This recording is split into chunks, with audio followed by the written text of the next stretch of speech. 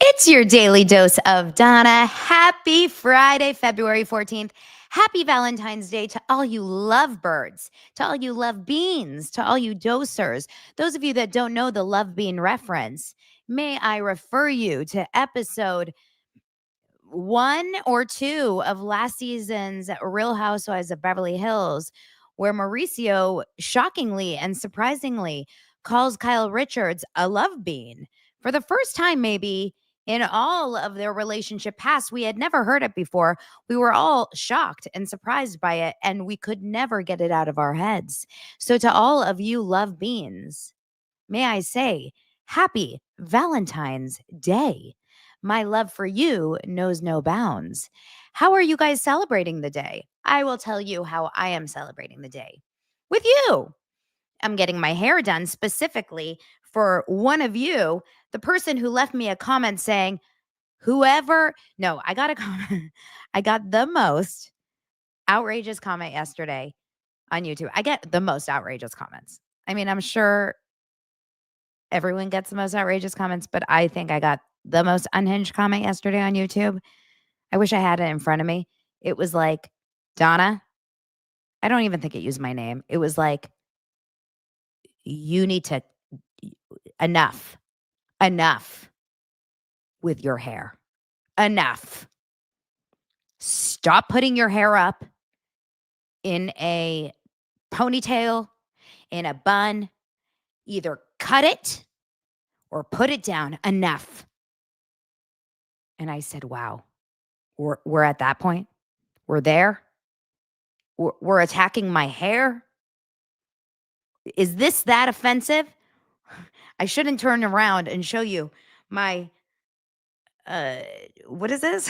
What do I have going on? The Carrie Fisher, Princess Leia uneven buns today. My Space Cadet buns. Today I'm still in my workout clothes. I'm wearing my sports bra under here, and I had my hair up in like some weird half up thing, and I was being called Pebbles this morning at my workout. Welcome to the show. Welcome to the show where I guess if you are here, you're just given free reign to comment anything about my appearance, about my voice, about my annoying abilities. I mean, you guys, should I read you the most unhinged comments? Truly, I think today may be the day because it's the day of love. I should read you. I got the most unhinged comments 2 nights ago. Oh my God, should I read it to you? I truly, I couldn't get over this.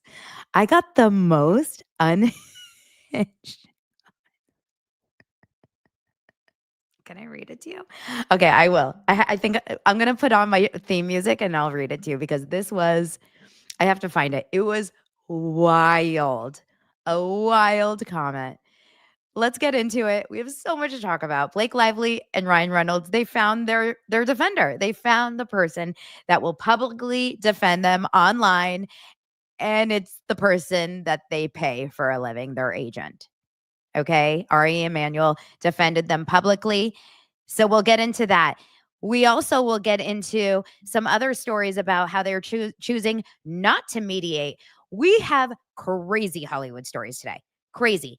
I'm talking a retaliation, like a behind the scenes Hollywood executives about retaliatory tactics and like coercive sex. Like this is a real life story. This takes the Blake Lively story and throws her into a different level. Like this is a real deal story. So get ready. Put on your like big boy pants for today's story. We also are going to talk about a sex tape, and it does involve Kanye, but it's a good story because it's like an FU Kanye story, which I enjoyed.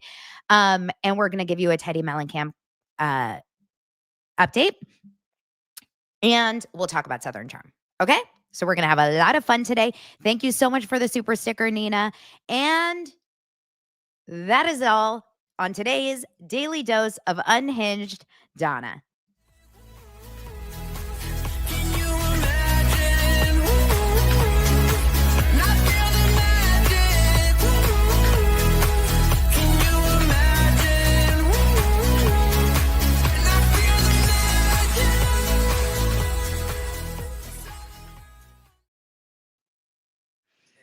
Okay, you guys. So this, oh, there's a lot of people. Oh my gosh, look at this. Look at this. Alyssa says, first live, you used to be my business coach. So fun to find you again with this BLJB story. And I thought it said blowjob story. BLJB story. Blow job story. That's what that looks like. BLJB sounds like blowjob. Oh my gosh, how funny. Doesn't that look like blowjob? Alyssa, I wonder what was I coaching you on? How funny is that? It's no teeth. It's a blowjob with no teeth. Wow. That is so cool, Alyssa. I love that. Welcome to the show and welcome here. And see, you guys, I actually did have other jobs before that. Blowjob, no teeth. Okay, so we have to go. I'm gonna really, truly have to find this comment because I'm gonna pull it up because this was crazy. Basically, there's people, look, every single YouTuber has, or like TikToker or Instagram people, they have people that don't like them. This is like a known thing. Okay. And I'm used to it. I'm so used to it. I'm at this point, everyone should be. But this person's comment, it was on the day that we were talking about um when I announced Teddi's melanoma. And I was or not her melanoma, when I announced her emergency brain surgery. And I was so shocked. Oh, look at this. Alyssa's coming back. She says, you told me to be myself on Instagram, let my personality show through. And did it? And did you? And are you? But are you using your teeth? That's what we need to know. Oh my gosh, I hope you are. Thank you. Yes. That's what I did. And that's what I'm doing. And look at this. So here is the live that I did this. It was the live that I was getting that live information. Obviously, I got a text during the show from Ray, who's one of the moderators here. She said, look at your phone. And she sent me Teddi's Instagram post. And I was like very shocked because this is my friend. Oh, Alyssa says, hell yeah, it did. Biz blew up. You're the best. Freaking love you. Bam. Look how cute that is. I love that, Alyssa. Okay, so I'm going to show you this video. This was the video. It was the one where I was talking about, remember the theory about Taylor Swift and you know, the TikTok theory about Taylor Swift and Travis Kelce, etc. So this was the video. So I need to find this comment because I got so many comments that day. And I was very, very, like, obviously very shocked that day with the news. So someone commented, okay, hold on. How can I find this comment? I need to find it because you guys are going to die when you hear this.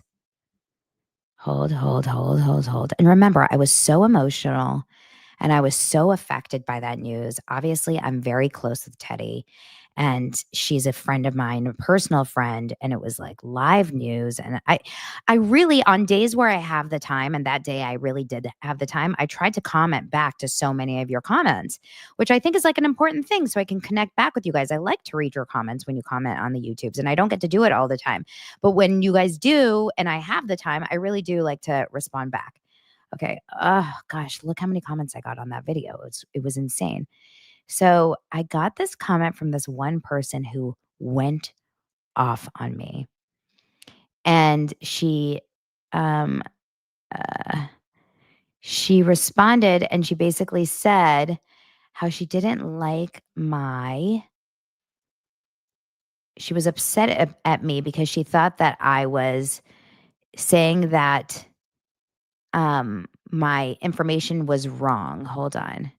I mean, this is welcome to the show when I don't have anything correct, obviously, or prepared. That's another thing I'll probably get a comment on today. I'll probably get another comment today saying, I really wish that you were prepared. Maybe she deleted it now that I think about it because I'm not seeing it. Well, okay. So maybe I'll have to come back another time. I really should have planned this little shtick for you guys. She went off on me. She goes, here's another day where Donna doesn't have the information correctly. She doesn't have the information because she doesn't know that melanoma is a serious disease. And I don't understand why Donna doesn't have the information correctly. Now I think I know the problem. I'm on the wrong show. I think that's probably the problem here. Travis, maybe this would be the day. Yes, this would be the day. Okay, I'm going to find it. I'm going to find it.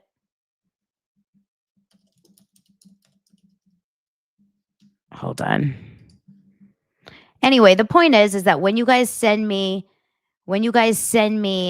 comments, I really do read them and I try very hard to respond and send you guys responses and I read your guys' comments. So even if you send me mean comments, I do read them, especially if they're on the YouTube. So just know that. But this one I thought was a wild, unhinged one. And I responded back, which was maybe a mistake, but I have to read it to you guys. This is okay, here we go. Here we go. I found it. Okay. Now we are here. It says, this is from, she's going to love this. Gilded Age 6020. Once again, Donna has no clue about what she thinks are facts, specifically that melanoma is not serious. FYI, it is the most deadly form of cancer. She blew it off. This was, remember, the day I got the news live. Okay? The day I got the news live. She blew it off. Basal cell is the least serious, and squamous cell is more serious if not caught in time. But melanoma can metastasize and probably did in the case of Teddi's brain tumors. I hope not, and that she makes a complete recovery. I hope a friend of Donna's tells her to think before she talks and checks what she is talking about. So obviously, I was very, very affected that day about the story and yesterday and that day later. I mean, it was all very new to me in the moment. So I respond to her and I said, you are wildly inappropriate. I never said it's not serious. I am a live show. I received live news and was very shocked. How insensitive of you.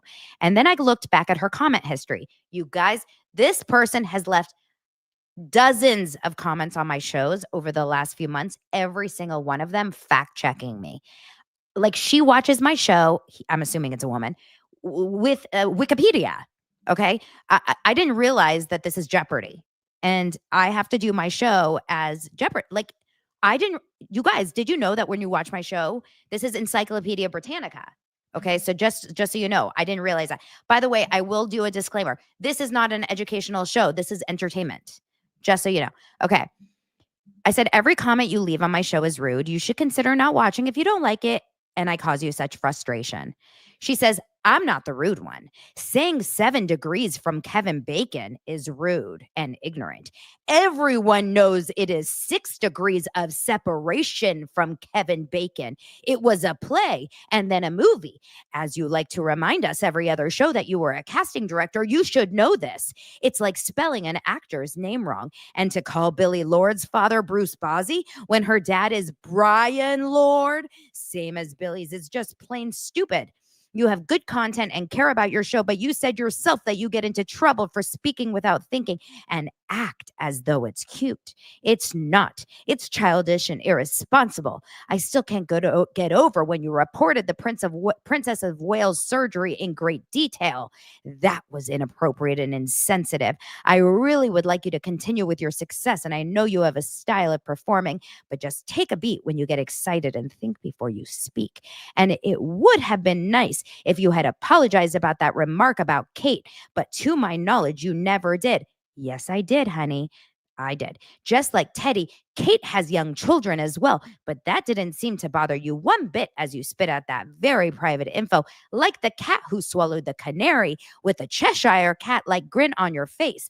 Actually, I don't regularly watch your show because of the above, but somehow the few times I do, I catch you saying something so inappropriate and frankly ignorant. Slow down. Take a beat before your next topic. And actually, if you replay your show, what I heard was melanoma was not a serious form of cancer. I might be paraphrasing a bit, but it was definitely inferred. I wrote back, oh, wow, you're obsessed.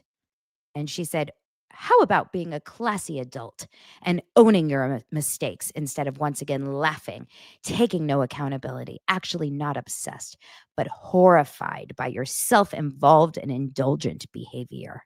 That's all. Got it off my chest. But just be aware that if I see this silliness again, I will post about it.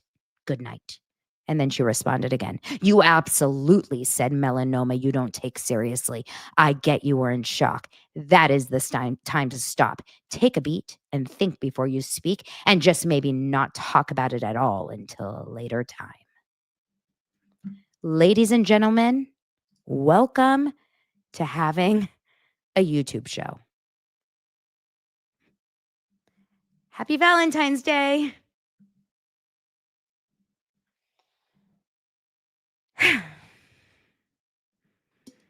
My friend, I wish this had alcohol in it. It's wild. So I'm just going to say Gilded Age. Um, hold on. Let me take a beat. Okay, now I'm ready to talk. Nothing I say here, I've said this like a million times out loud. I don't have a script. Like, this is why my show is what it is. This is literally, I have ideas of what I'm going to talk about, but I don't have a script. Everything I say is off the top of my head. I think shows that have scripts are the worst podcasts out there. I don't like shows that are scripted. I don't that's not why I think you guys tune in. I think that you guys like my opinions, and because of that, I will say things that I think are wrong. And I will come back here and apologize, and I will come back here and refrain. But I don't remember ever saying melanoma is not a serious thing. I said that what you think about melanoma, and I still stand by this, is that what people think about melanoma, and I was just talking about this at the gym this morning with my girlfriends who I have as mutual girlfriends with Teddi, because, we're in a circle, is that what you think about melanoma is like, oh, it's just skin cancer. You can just take it out. That's what I said. You think it's just removable. And then what happens is that it spreads. Thank you, Sandra. Oh my gosh. Oh my gosh. Whoa. She says, Donna, I lost my nose to skin cancer, and I've always found your comments regarding skin cancer, melanoma, and any type of type of cancer, heartfelt and caring. Tell that hater to not let the door hit her in the perineum. Oh my gosh, Sandra, thank you so much. And I'm so sorry to hear that. Oh, wow. That is so sad. And you did not need to give me a super sticker for that. I am so sorry. Ugh. Yeah, and I really am, like, so sensitive to anyone that is struggling. That is the one thing that I really feel so bad about. Um, I really, yeah, but I take these things with a grain of salt. Like, did you see that? I was like, "Oh, now I see where you're coming from." Like, with Gilded Age, with my bestie Gildy. I'm gonna start calling her Gildy. Gildy over there, when you start to see that it's like, I'm like, oh, that's not about me. That's clearly a you issue. Cause like she knows details. Details. Oh, on this day, you said 6 degrees, not 7 degrees of separation of Kevin Bacon. It's rude. It was based. I had no idea 7 degrees of separation of Kevin Bacon was based on a play. Did you guys know that? Did you guys know that it was based on a play? Never before in my history of being a casting director did they quiz me on that. I've never had to take a quiz to be a casting director to know that 7 degrees of separation on Kevin Bacon, or is that what it's called, was based on a play. Never knew that. Never took that test. But now I know. Thanks, Gildy. All right, let's get into today's stories. Okay. William Morris has spoken out, and I'm not surprised that they did it. William Morris has spoken out for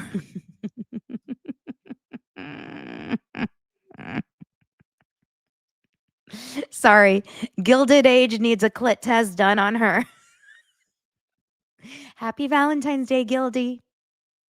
We all do need a clit test. Don't you guys think? Doesn't even the men need a clit test done on them? Like, the world needs a clit test today. What the world needs now are clit tests.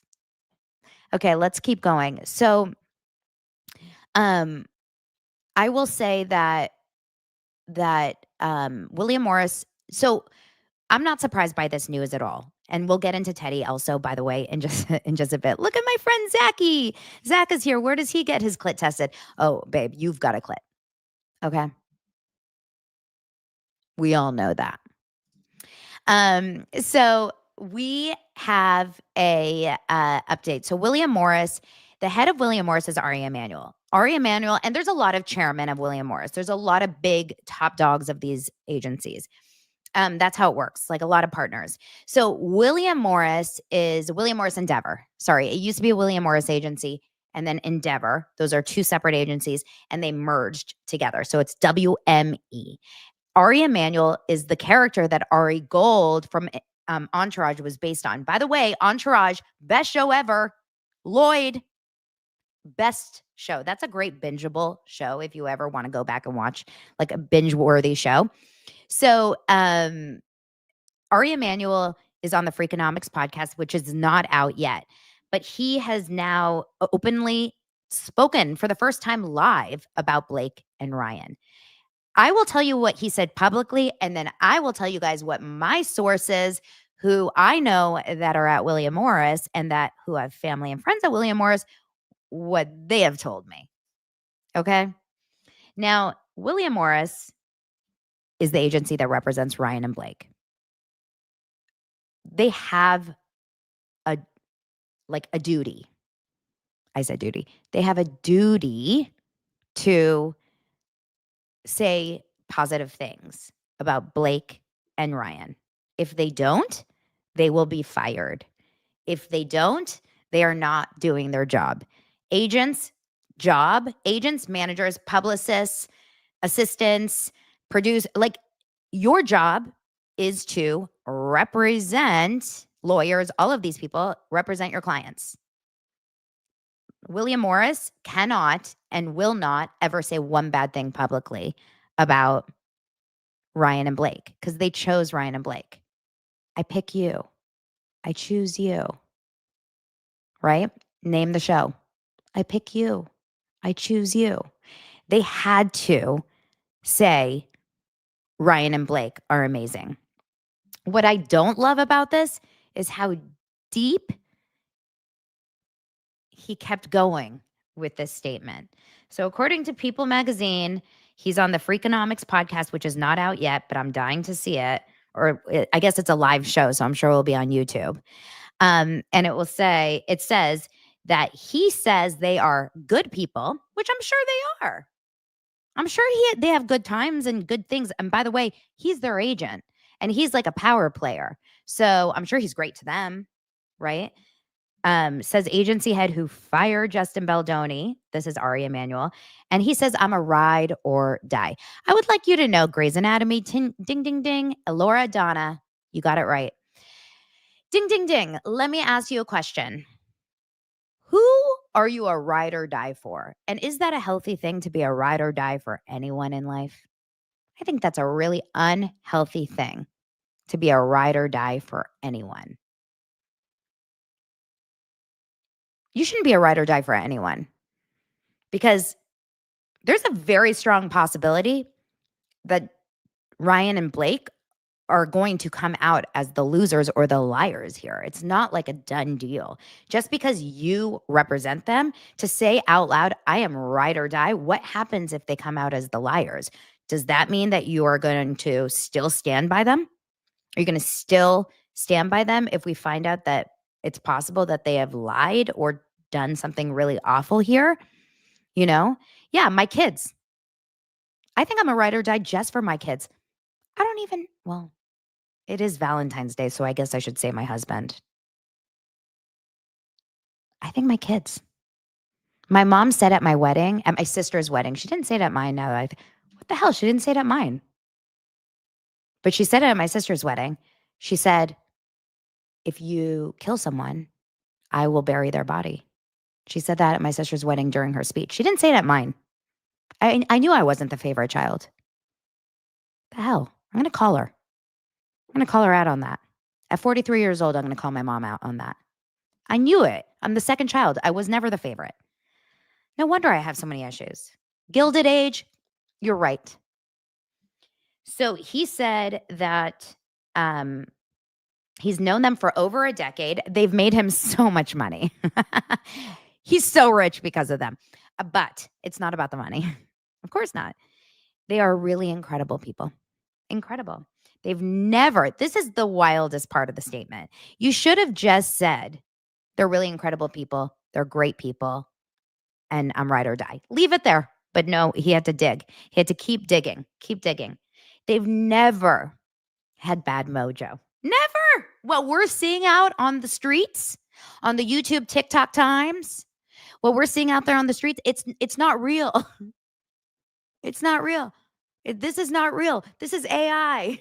It's the smear campaign. It's not real. It's like he's gaslighting us. They've never had any bad mojo or treated people badly. All these people are liars. He also added that if her lawsuit, if Lively's lawsuit that alleges that he harassed her and that, the smear campaign is true, then those people, meaning Baldoni and his team, are really bad people.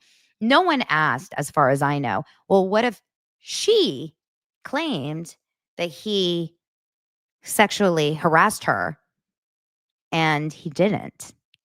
What would you think about your clients? No one asked him that. Would he still think they were really bad people? Then also he said about Lively and Reynolds, these are good people who have been in the business for decades. And you guys, they've never, ever had bad press about them. Okay. All of the people that they've worked with like them. All of them. Every single one of them. Interesting. Interesting. Then when he spoke about Baldoni, he confirmed, I fired him. This guy is a real life Ari Gold, huh? So he picked up the phone, I guess, and actually fired Justin Baldoni, it sounds like. I don't know if that's true, or he called Justin Baldoni's manager and fired Justin Baldoni's manager. What's wild is like this is Delulu land. He's living in Blake Lively's land of unicorns and rainbows. Because the truth is that, like, maybe he didn't download TikTok. Maybe he still thinks TikTok's banned and he's not on TikTok. Or he's not on YouTube. Maybe he's one of those people that like doesn't have screens at home. Like, what? And I know for a fact, actually, now that I remember this, I have a source. I have a source who I don't care. There's no way she watches this show. But I used to work out with someone years ago who used to do his hair. She used to go to his house and do his hair and his kids' hair. I think I may just like shoot her a text. So, does he not have YouTube? Has he not seen the viral vids? There's no way he doesn't see this shit. Of course he does. And he has kids. He has kids that are teens, I believe. If not like teens, they're 20. Of course he knows what's up. But this is what his job is. His job is to make it seem like everything is fine. Now, I will say, this is 7 degrees of Kevin Bacon. It is 7 separational degrees of Kevin Bacon. 7 separation degrees of Kevin Bacon based on a play, Gilded Age. Okay, don't forget it. So, I will say that, at the end of the day, they have a job, and that is to make sure that no matter what, Blake and Ryan get the good edit at the end of the day. They have a job, and that is to keep them making money, to keep them getting hired, to keep the press going well. Because what's crazy is that at the end of the day, a lot of people don't see us. Like right now, you guys are so invested in this story and you're here every day. And a lot of people are watching Daily Dose of Donna every day. And those are the cool people. Like we're in the in crowd, right? Like we're the cool people. But there's a lot of people that don't watch us. And they're not watching all the shows that are covering it every day like us, right? Thank you, Noah from Toronto. You're so beautiful. Thank you. There's so many of us that are not watching it, but there's so many people that are not aware. And so like today, I got so many DMs that the Today Show covered Colleen Hoover coming back to Instagram. And they covered it very, very briefly. And multiple people sent me this DM. And I watched the clip. It's here on YouTube. And I don't know how much I can show you because I wonder about, if YouTube or if they kind of give you a little bit of what does that say? Like if they cover, they say you're not allowed to like show parts of the Today Show on your YouTube show, like copyright issues. But I'll show you a little bit of what they showed. Oh, by the way, I'm getting so many super stickers. I'll pull you up in just a second. Hold on. I just want to show you guys this. So this is what was on the Today Show this morning. It was a 2-minute clip on the Today Show. And multiple people said, had I not known what was going on because of watching your show or watching a bunch of other people's shows, I would hate Baldoni. It's a 2-minute clip about Colleen Hoover coming back. And all it talks about and all it shows is like a very small little clip of Justin Baldoni's voice note. So listen, check this out. I'll just play a little. I'm worried a little bit about copyright, obviously. This morning, a new character has quietly entered the growing public battle between It Ends With Us co-stars Blake Lively and Justin Baldoni. The Instagram page of Colleen Hoover, the author of the best-selling novel that the movie was based on, does not have any images or references to Lively or Baldoni. Hoover, who follows Lively but does not follow Baldoni, returning to the social media platform Wednesday after deactivating her account last month. The author previously posted an Instagram story after Lively's initial accusations that appeared to show her support for the actress, writing, "You've been nothing but honest, kind, supportive, and patient since the day we met. Never changed, never willed." Months after the film's release, Lively filed a sexual harassment complaint against Baldoni, accusing him of misconduct during the film's production. Baldoni then filed a $400 million countersuit against Lively, her husband Ryan Reynolds, and their publicist, claiming defamation and extortion. Lively's legal team now subpoenaing Baldoni's phone and text records. Her lawyers saying in a statement that their client has initiated discovery that will expose the people, tactics, and methods that have worked to destroy and bury her reputation and family over the past year. Baldoni's team calling the move a massive fishing expedition, adding they are desperately seeking. So it continues to talk about it in very, very like vague terms. And then it just shows, all it shows, it doesn't show anything about like, any of Blake's misuses of anything she did negatively, possibly. But listen, it shows this about about Justin. What happened during the production of the film. You have me. Hey, Blake. It is 2 a.m. Hopefully this does not wake you up. It shows that clip. Hey, Blake, it's 2 a.m. And that's it. And then it shows like another little 2-second clip of that. And it doesn't say, well, this was sent, 10 minutes after her long text, Like if you're going to play any of it, you got to do it all. And this is the problem about the media, is that a 3-minute clip cannot. You guys, we've been spending hundreds of hours on this case, hundreds, and I still haven't covered it all. So that's why that 30-minute Hulu documentary on this case was so annoying. That's why these little clips are so annoying. And I guarantee you, I told you guys this about a friend of mine whose cousin doesn't listen to any of this stuff. And she listens to The Daily, which is the New York Times podcast. And she sent my friend a text and she was like, oh my God, Justin Baldoni is the biggest creep ever. Because if you're only listening to, legacy media, and by the way, this is NBC, it's the Today Show. It's all owned under Comcast, which is God knows owned under another big corporation, all connected under William Morris, probably. They're all connected.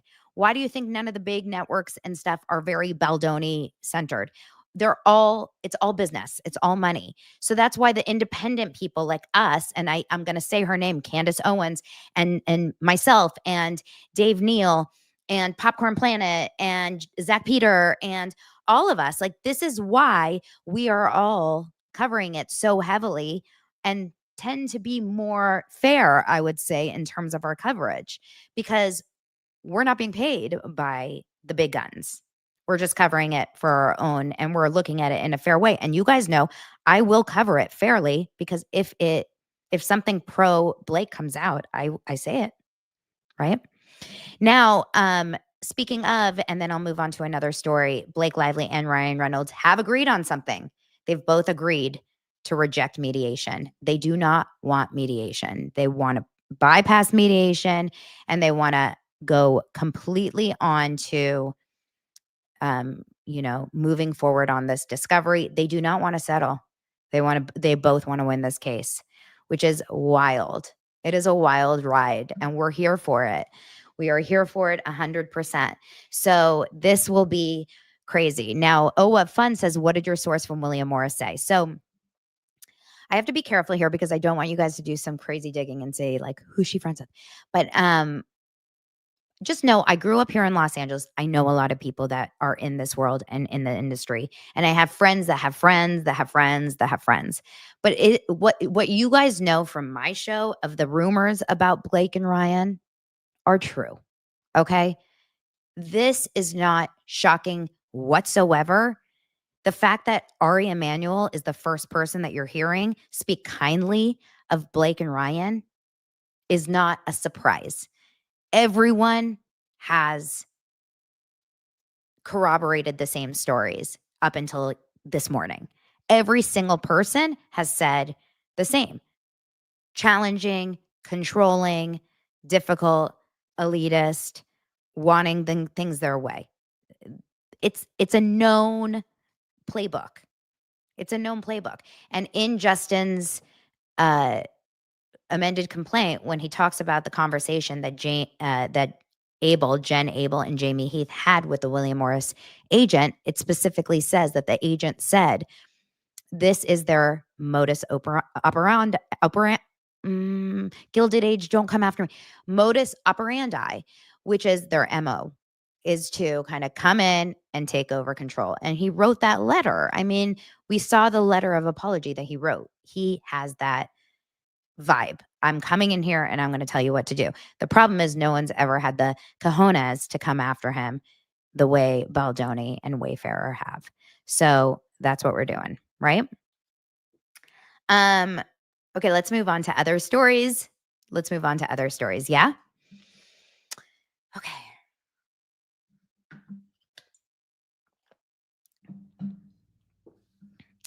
My hair is bothering Blake. That's funny. Okay, so let's move on. Okay, let's talk about, I want to give you guys a Teddi Mellencamp update really fast. A lot of you are here for Teddi Mellencamp. I want to tell you that I feel obviously very, very sensitive about this subject. I'm very connected to it because, as I said yesterday, Teddi is a personal friend. And also, like I said, we share a lot of friends. I've been in communication with her and my mutual best friend, who was at the hospital with her yesterday. I've been in communication with Tamara, who I believe will be at the hospital with her in the next couple of days. I've been talking to a lot of people. I will share what Edwin, her husband, shared. I know they're separated, but they're very much together in this moment. Like physically in the hospital, he's there with her, and he shared that, he's getting a lot of requests for an update. And I know so many people were freaking out yesterday because no one was updating. So she did come out of surgery the night before, and the surgery was successful.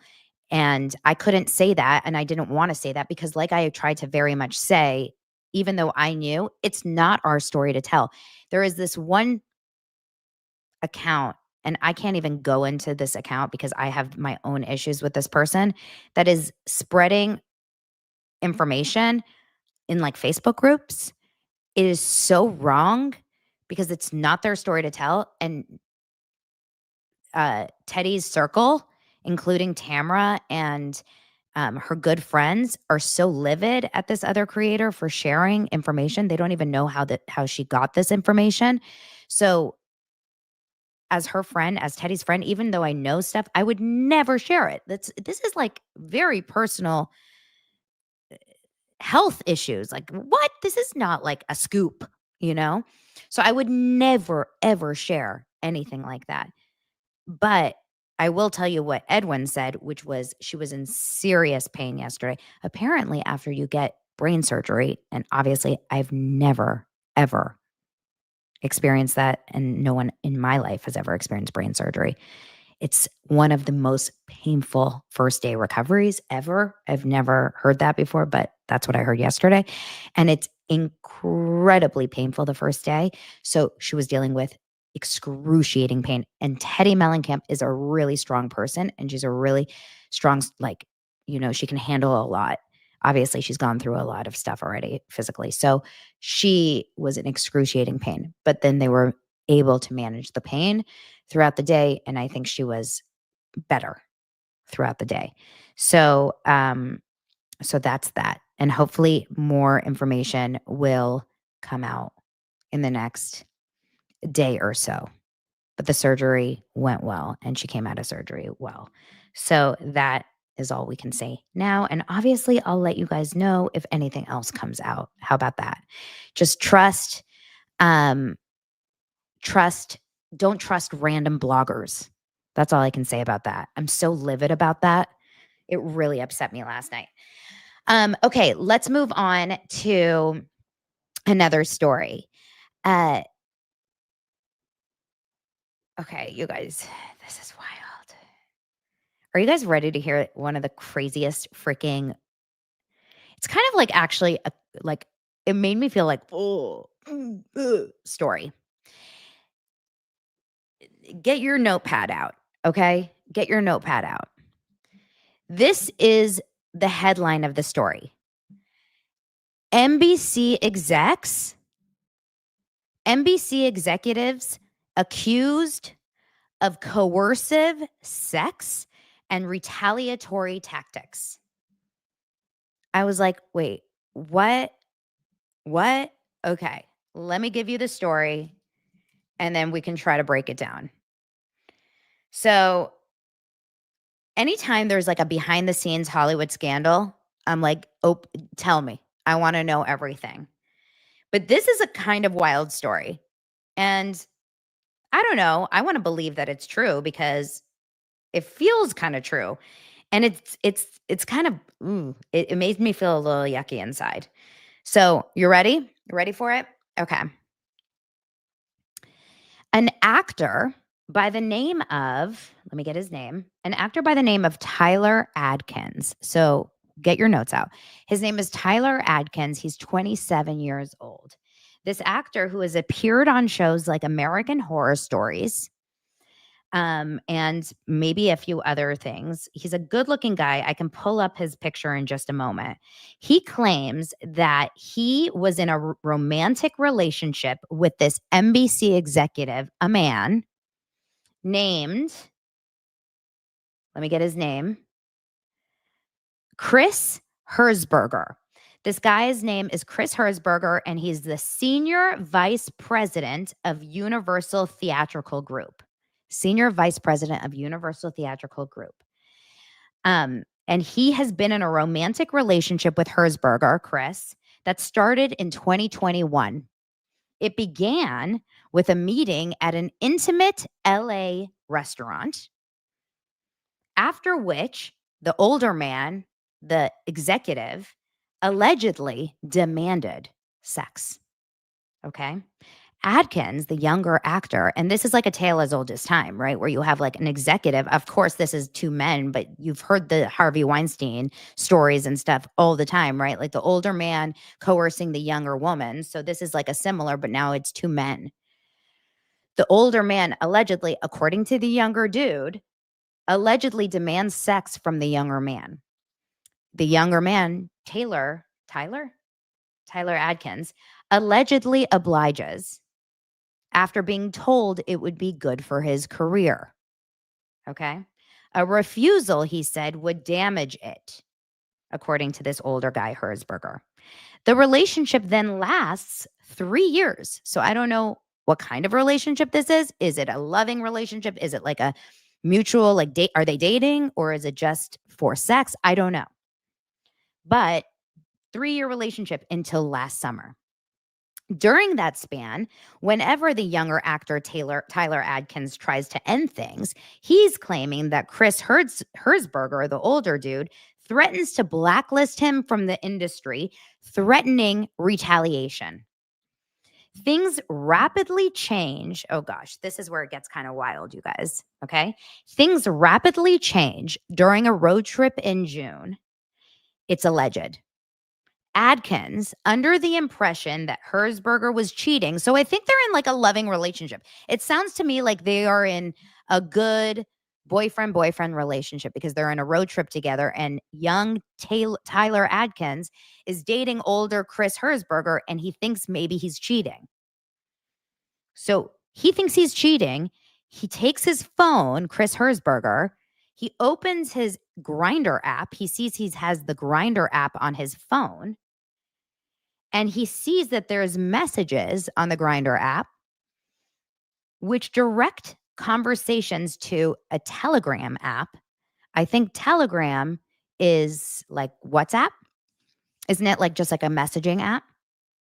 In messages on the Telegram app, the older guy, Herzberger, is having these messages on the Telegram app. And this is where it gets real gross, guys. Ready? Herzberger is allegedly discussing a desire to have sex with minors, okay? Asking whether the people he was messaging could provide a child. So let me explain for Maddie. The younger 27-year-old thinks the older executive, who he's scared to break up with because the executive says, if you break up with me, you're blacklisted from the industry. So he and the older man are dating, and he feels stuck in this relationship. But then he thinks the older guy's cheating on him. He checks his Grindr app. He finds this Telegram messaging app, and he's messaging people saying, can you provide a child for me? What? Okay, this is an executive at Universal Theatrical Group, which is like an NBC executive. So as others shared accounts of oh my God. So as other people on this Telegram account, oh my God, Josh says, my nightclub gay friend says people are trading corn, which is the stand, corn means you know what, on the Telegram app. So Telegram is like an app for that. Don't go downloading it. I'm just sharing the news. Except this is not a news program, Gilded. Okay, this is just education. Just entertainment. Okay, is everyone ready for this? Okay, as others on this app are sharing accounts of doing wild things with minors, Herzberger, this older executive at NBC, asks if he could participate, is what this suit says. So then the young guy, Taylor Adkins, the man who's making this lawsuit, is currently at this time, not only is he an actor, he's also an assistant to a producer. He's an assistant to a producer who used to work on Ugly Betty. This producer's last name is Pennant. The first name of his producer is Marco. Marco Pennant is this young guy's boss. Okay, he probably got the job through his boyfriend, to be honest. So he goes to his producer boss, who used to be the producer of Ugly Betty, and he shows him screenshots. Okay, he went to the police. Oh no, he doesn't go to his boss. He just goes to the police, brings the police screenshots of these messages of his boyfriend messaging about child corn or like child message, bad things. A few days later, investigators allegedly ask him to bring in his boyfriend's cell phone. a task the actor thinks is almost impossible.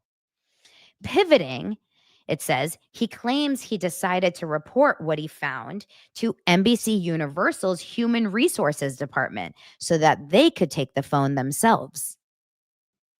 Shortly thereafter, the young guy, Adkins, the guy who found the phone, found the messages, went to the police, then became the victim of a relentless campaign of retaliation. This is very Blake and Justin coded, y'all, at the hands of the defendants. Before it began, though, a detective allegedly told Atkins that he kicked a hornet's nest with NBC Universal with his strategy.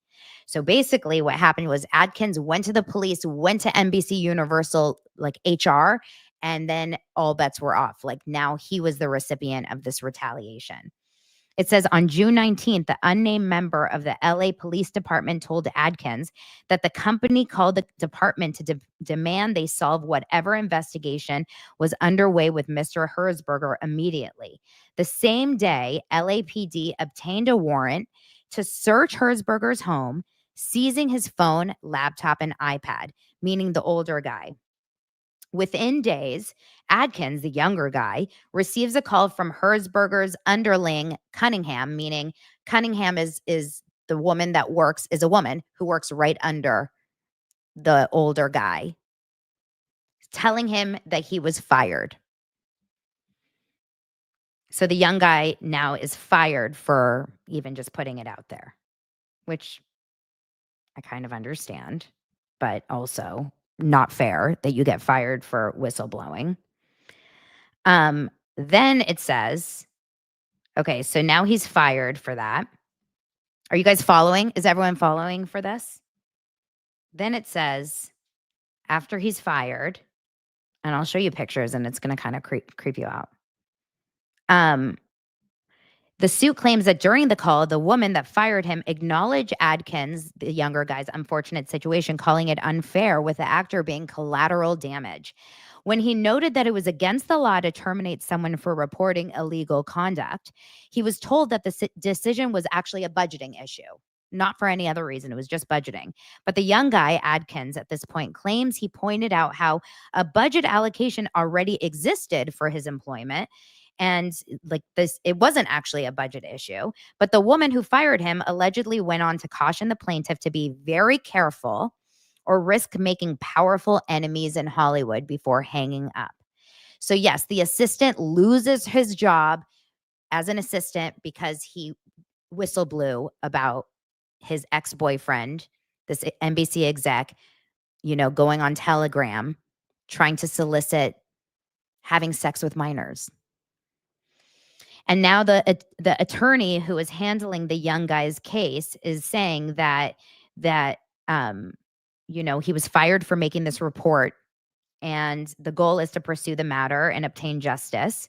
And everyone is, basically that is our true retaliation, that he went out and he reported on someone committing a crime and he got fired as, retaliation.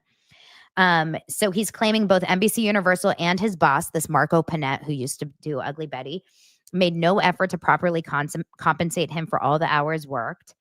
And he's seeking unspecified compensatory, punitive, and other damages. And meanwhile, Herzberger, the ex-boyfriend, who is like the creepy guy, is said to be the firm's senior vice president, but he's not listed on the recent SEC filing for Death Becomes Her, which he did work on. And it doesn't actually say that he was fired. Like, he's still technically involved with the company. So it is a wild, wild, disgusting ride. And I'll show you some pictures of these people and you'll see how cute this young guy is that was involved. And then you'll feel like, wow, Hollywood is really a cesspool of nasty, disgusting people. And I thought, this is a good way to get our brains off of Blake Lively for just a moment. Okay, so this is the young guy. This is Tyler Adkins. Isn't he kind of cute?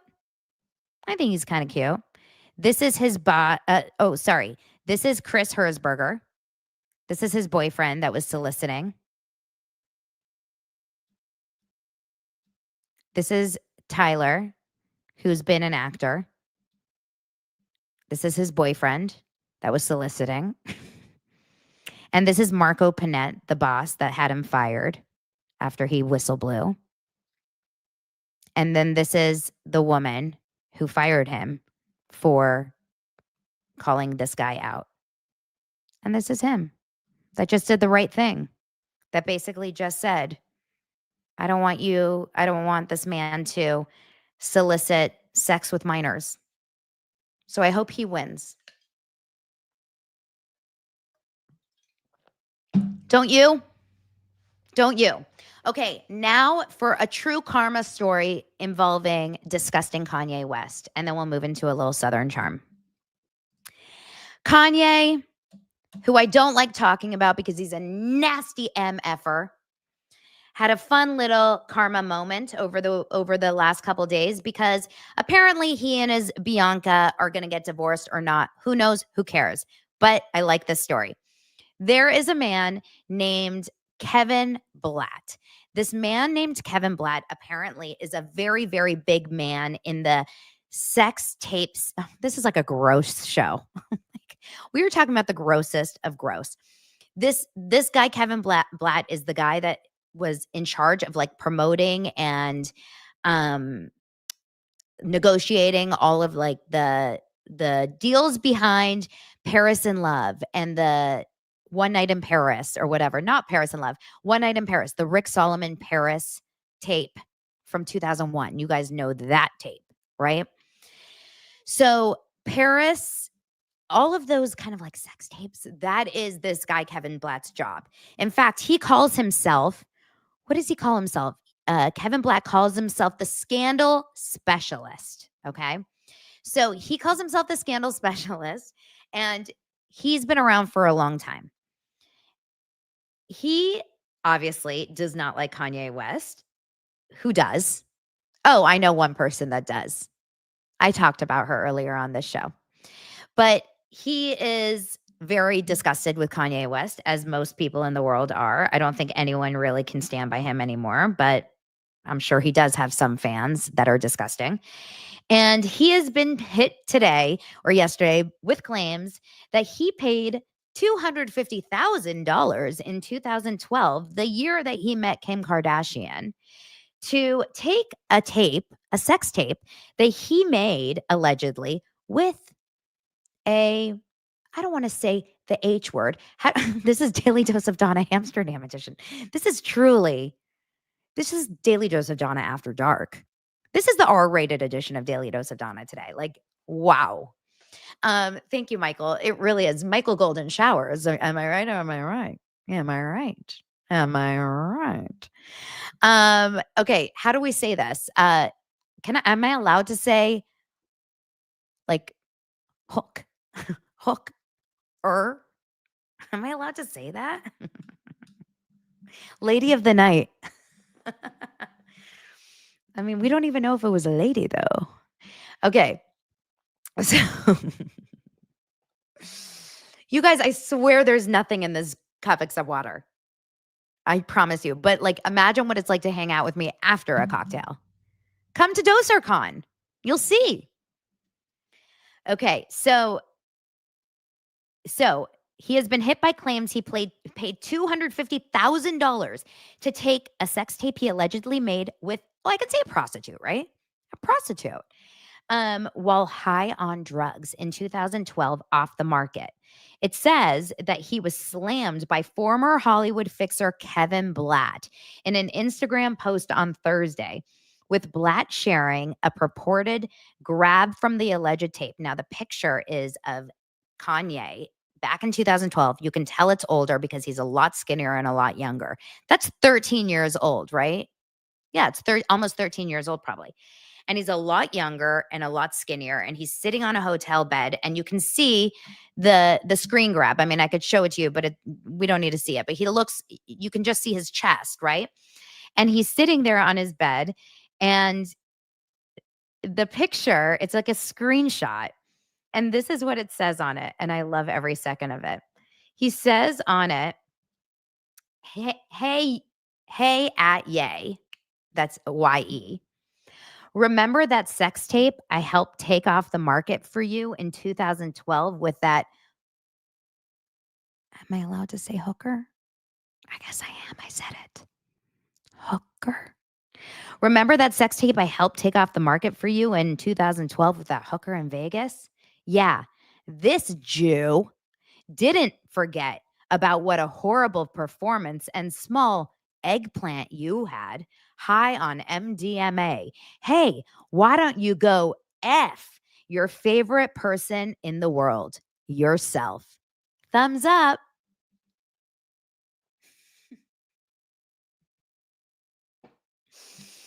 Oh, it made me laugh. It made me laugh. It was the best F you. It's like basically he said, you POS. It's an Instagram story. He's like, you have a small peepee. You were, so ridiculous, and you paid me $250,000 to get this off the market. And I'm just going to call you out right now. I loved every second of it. And he's like, and I'm a Jew, and I'm screwing you over. Oh, I loved it. Okay, let's move on. If you guys are wondering if this is just a normal daily dose of Donna, the answer is yes. What can I say? Except you're welcome. Pete Davidson actually kind of broke my heart a little bit today. He has an article. Oh, Fred, bless you, Donna. You make my afternoons fun. Thanks for being yourself because my God, I'm going to cry. Thanks for being yourself because my depressing days are lifted by your podcast and beautiful personality. Keep it up. Fred, I love you. And what kind of bird is that? Is that a bird? That is so kind. I don't know who you are, Fred, but you're my bestie. That is so sweet. Thank you, Patricia. I just got here from my first live and you're in rare form today, Donna. That's true. I really am. I'm on a little bit more sleep, but I'm not on a lot of sleep this week. It's been a really, really odd week filled with ups, filled with lots of downs, but it's Friday and we have a long weekend ahead of us.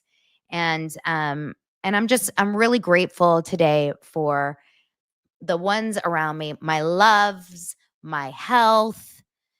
Fred, I'm grateful for Fred. Aren't we all grateful for Fred? It was an eagle. It was an eagle.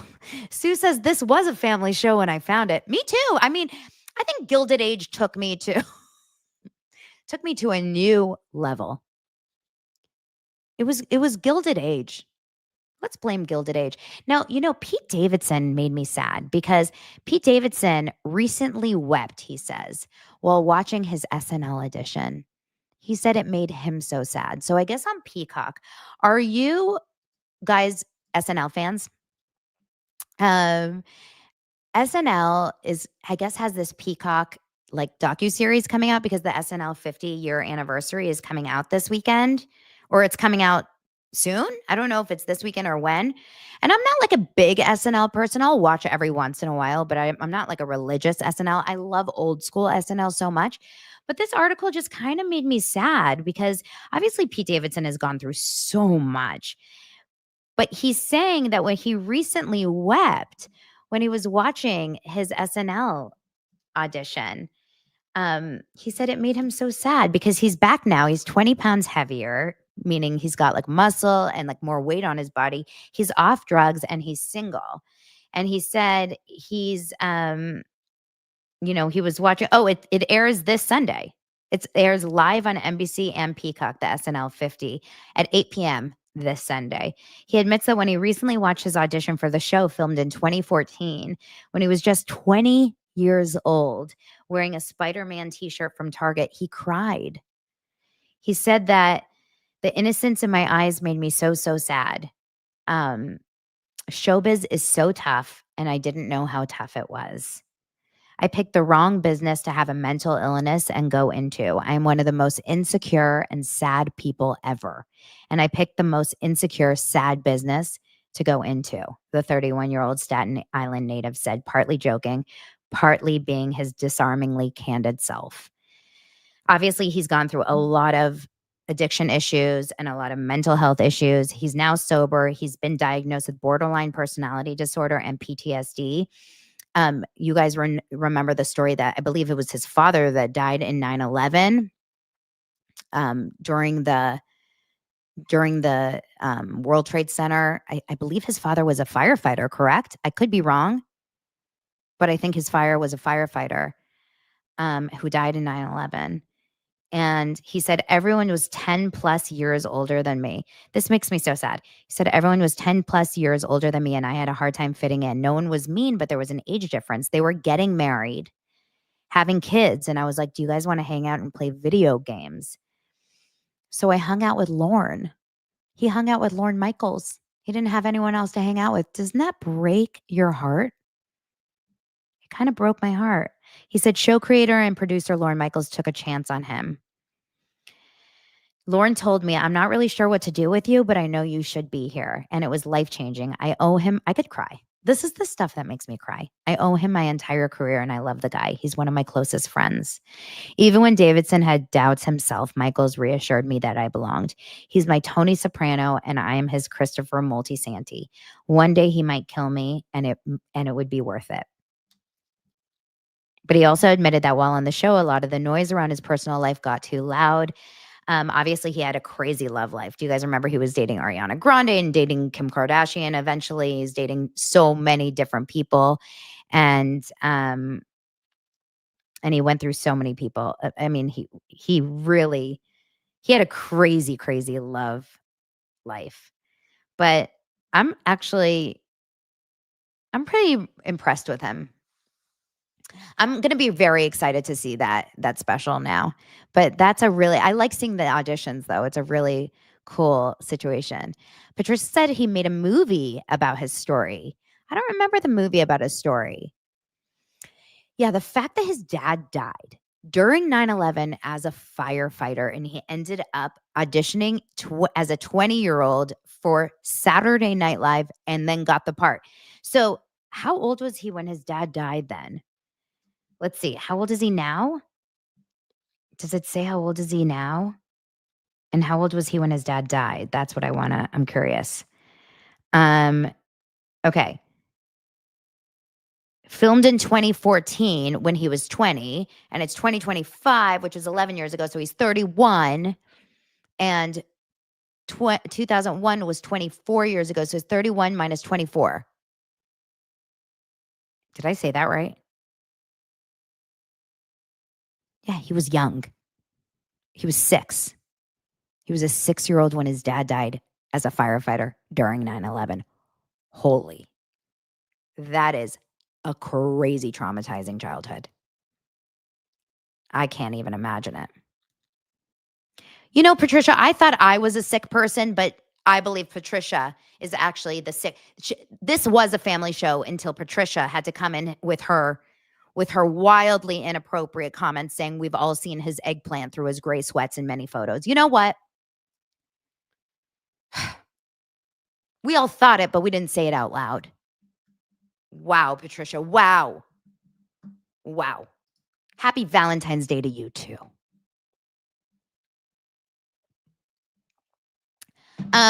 Okay, so let's see what ends up happening with everything. So I think what I'll do, you guys, I think I'm going to wrap up the show here. We will talk about some other stuff later on. It was a fun show today. It was a wild one. I love spending my love day with you guys. I wonder about that William Morris executive. I know he has no choice but to like pretend that the truth is the truth, but this is what worries me big time. It worries me about, at the end of the day, will this Judge Lyman, be swayed whatsoever? That's my final. I'm going to pretend I have closing thoughts. I'm going to change the way Daily Dose of Donna works. You know how every like big show has closing thoughts? Remember how like all the big talk shows have closing thoughts? We're going to do closing thoughts with Donna. That's what I'm going to do. This is closing thoughts, okay? Closing thoughts of the show. I worry big time. Oh my God, who is ChatGPT time? I wonder if it's going to know. ChatGPT. I want to know who Judge Lyman's brother, Doug Lyman, is represented by. Who is Doug Lyman represented by? I am very nervous that the judge will be somehow swayed by the Hollywood of it all.